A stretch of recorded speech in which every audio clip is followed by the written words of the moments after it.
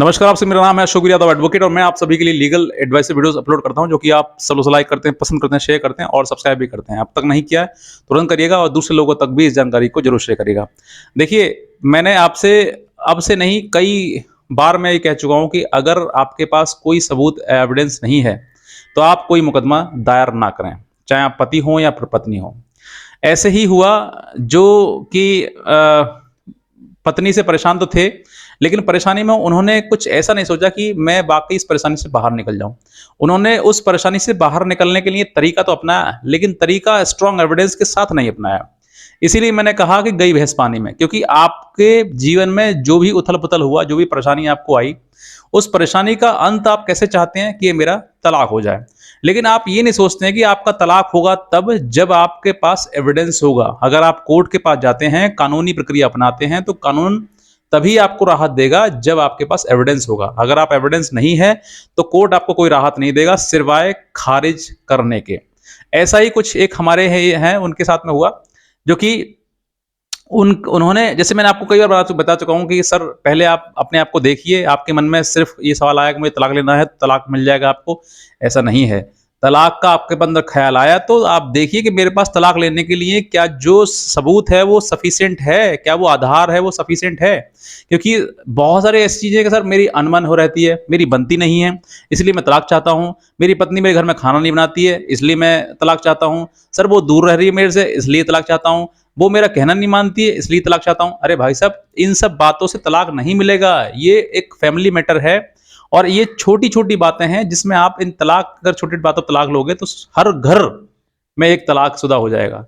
तो आप ऐसा मत समझिए। तलाक की प्रक्रिया बहुत जटिल है और तलाक का मतलब ये है कि 2 रिश्ते, मतलब रिश्ते को खत्म करना, 2 व्यक्ति को एक दूसरे से अलग करना। कोर्ट भी ये नहीं चाहती है कि आपका रिश्ता टूटे, लेकिन जहाँ पर सबूत हो जाता है या फिर ऐसा लगता है कोर्ट को कि भई रहना संभव साथ में है ही नहीं, तो फिर आपका रिश्ता है वो तोड़ दिया जाता है, अलग कर दिया जाता है। अब बात करते हैं कि मैं किस केस की बात कर रहा हूँ जिसमें ऐसा हुआ कि पति हार गया अपना केस। कैसा हुआ?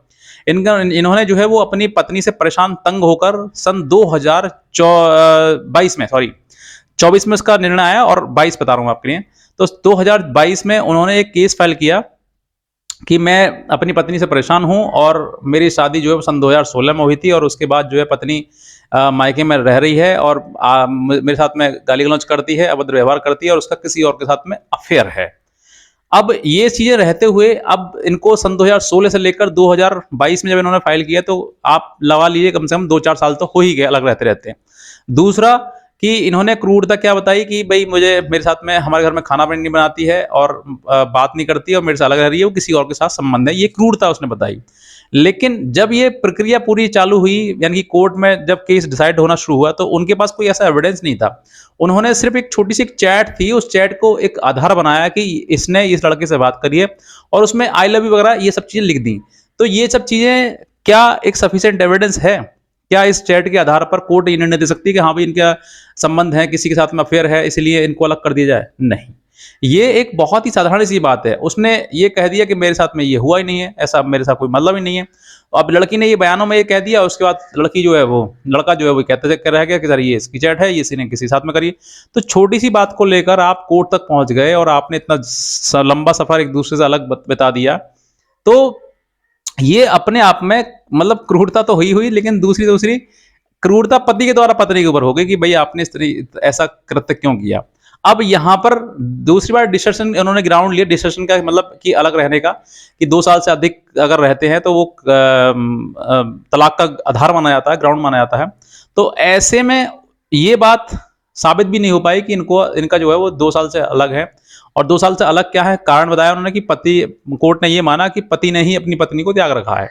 अब ये बात और मोहर लग गई इस पर कि पति ने पत्नी को त्याग दिया है। तो आप सोच कर देखिए कि आप ऐसे समय पर क्या कह सकते हैं कि किस तरीके की मतलब कोर्ट में जो प्रोसीडिंग है वो रही होगी।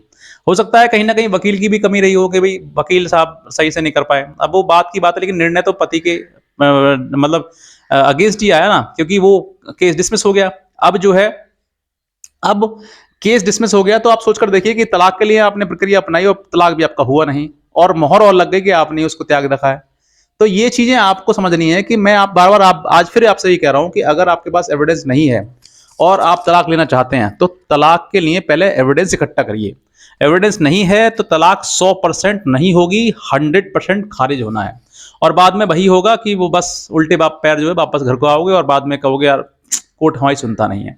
कोर्ट आपकी तब सुनेगा जब आपके पास सबूत होंगे, आपके पास आधार होंगे, ग्राउंड होगा, आपके पास जो आप कह रहे हैं वो उसको आप कितनी स्ट्रांगली कह सकते हैं, उसको कितनी स्ट्रांगली जो है वो कोर्ट में बता सकते हैं।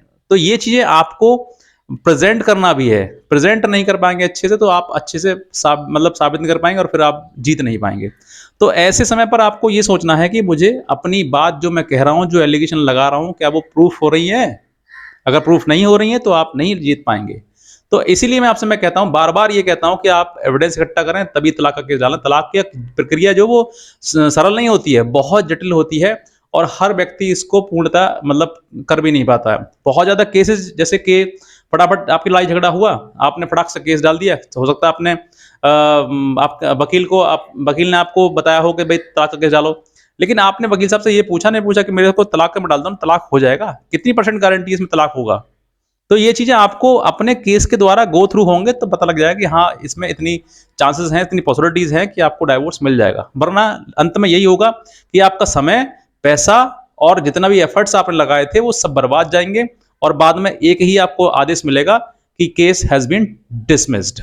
तो ये चीज आपको ना मिले, इसलिए मैं आपको बार बार कहता हूं कि आप थोड़ी सी प्रिपरेशन करें, अपने वकील साहब से भी करवाएं और आप भी अपने आप को उस केस के गो थ्रू जाइए कि मैंने जो डाला है वो क्या सही डाला है। अगर आज भी अगर आपके केस में कुछ कमी है और आपको टाइम है कि भाई अभी जजमेंट नहीं हुआ है, तो आप आज भी अपने केस की कमियां दूर कर सकते हैं, क्योंकि आपको कोर्ट कानून जो है वो सीपीसी के द्वारा जो है आपको ये सुधारने का आपको मौका देता है और आप उसमें अपने केस में सुधार कर सकते हैं अगर किसी प्रकार की कोई कमी कर रखी है तो।